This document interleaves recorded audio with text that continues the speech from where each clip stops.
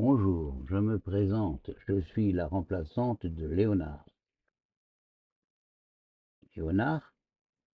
Oui, la personne à laquelle vous avez brutalement tourné le dos lors de votre dernier entretien.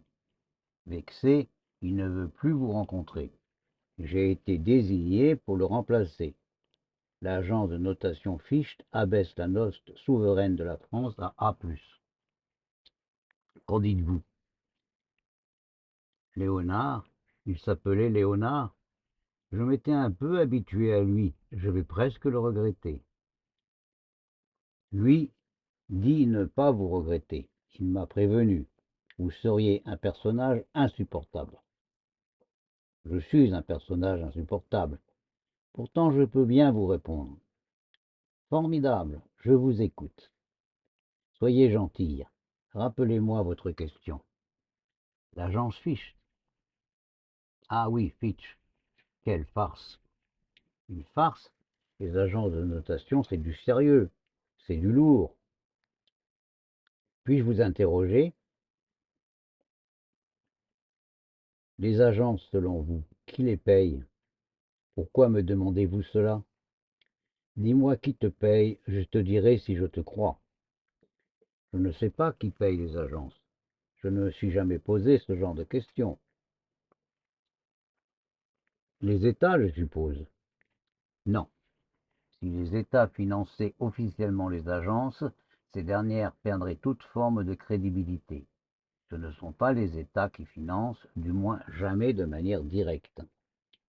Une sorte de logique voudrait que ce soit les prêteurs. Ces derniers voudraient s'assurer de la future solvabilité des entités qui émettent de la dette.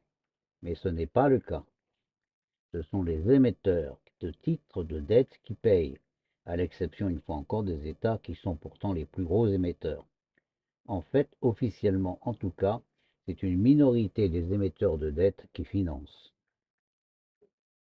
Maintenant, supposons que les avis que vous pouvez lire sur les entreprises soient payés par ces entreprises. Quel crédit apporteriez-vous à de tels avis? Aucun, bien sûr, mais ce n'est pas pareil. Je vous mets au défi de me le démontrer. Autre question. Pourquoi, selon vous, Fitch a-t-elle baissé la note française? Tout le monde le sait. Les Français dépensent trop, les comptes publics sont dégradés, l'endettement est excessif. Tout cela est vrai, mais depuis fort longtemps, et pour autant, Fitch ne réagissait pas. Alors pourquoi maintenant? Pour aucune des raisons que vous invoquez, convenons-en.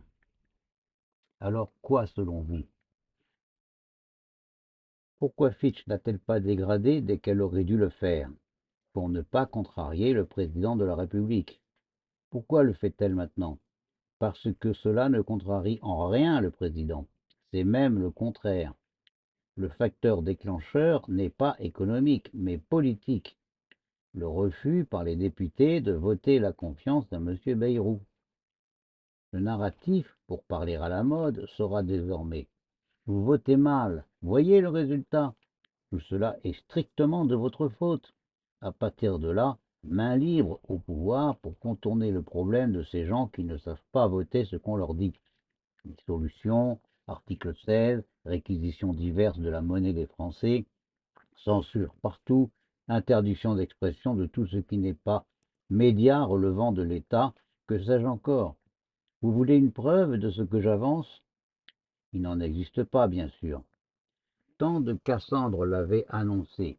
La dégradation serait synonyme du pire. Flambée des taux d'intérêt, impossibilité pour l'État de se refinancer. Seulement voilà, rien de tout cela ne s'est produit. Les taux d'intérêt ont flambé, mais bien avant la dégradation de la note, et depuis, rien de plus. Les prêteurs, confiants dans l'appareil de Bercy, continuent de prêter. La bourse ne s'est pas du tout écroulée, elle continue au contraire son petit bonhomme de croissance. Et vous expliquez cela comment? Comme je l'ai annoncé, les agences de notation sont seulement une farce. Elles ne servent à rien, car tous les acteurs réellement concernés sont réellement informés, et tous ils avaient, depuis longtemps, anticipé. Ils continuent et continueront de le faire, et le seul gros Jean de la farce s'appelle Nicolas. Nicolas tout seul paye pour tout le monde. Et il va continuer de le faire.